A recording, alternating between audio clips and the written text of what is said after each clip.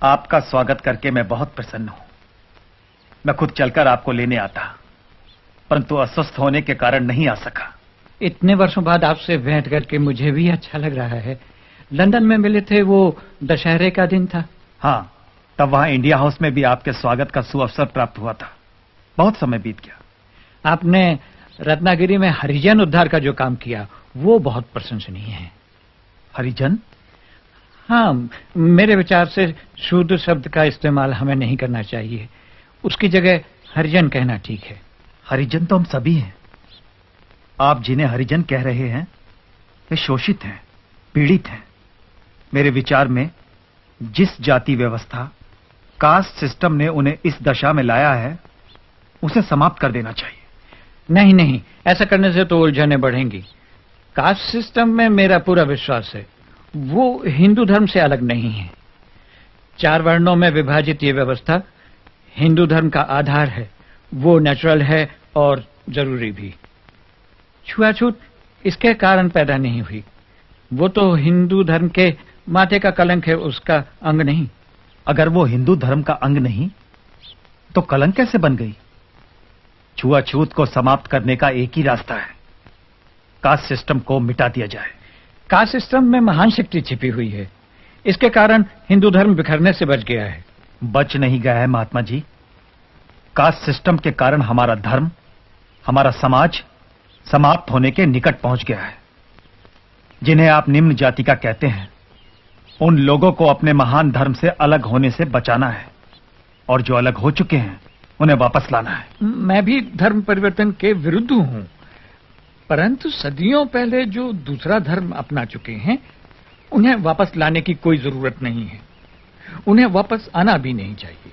सोच समझकर, भले बुरे का विचार करके अगर कोई व्यक्ति हिंदुत्व को अपनाना चाहे तो उसे वापस अपने मूल धर्म में आने की स्वतंत्रता क्यों न दी जाए? हमारे धर्म के लोग कुछ ऐसी परिस्थितियों में घिर गए हैं कि दूसरे धर्मों के अनुयायी उन्हें अपने बराबर आने का लालच देकर धर्म परिवर्तन पर मजबूर कर देते हैं।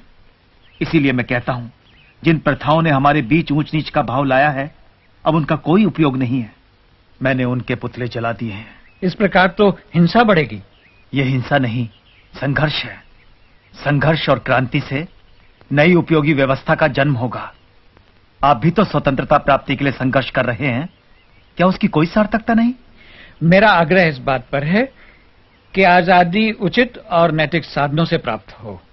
लोग अहिंसा के मार्ग पर चलें। इतने विशाल देश को स्वाधीन कराना है। शत्रु भयंकर साधन संपन्न है। उसका सामना बिना हथियारों के कैसे संभव है?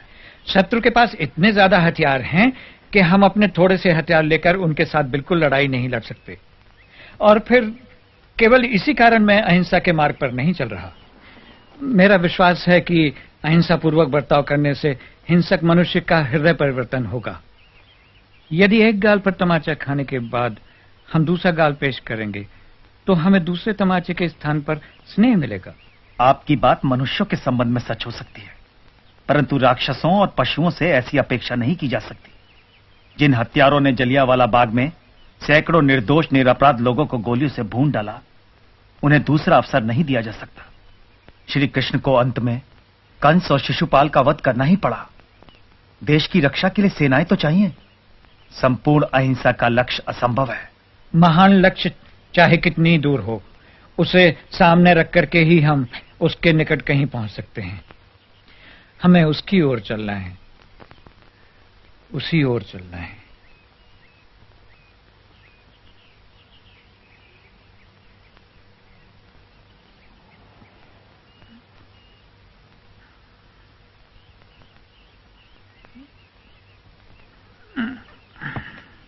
मुझे लगता है हम कई बातों में एक दूसरे से सहमत नहीं हैं, परंतु सावरकर, मुझे इतना अधिकार तो है कि अहिंसा का प्रयोग करूं।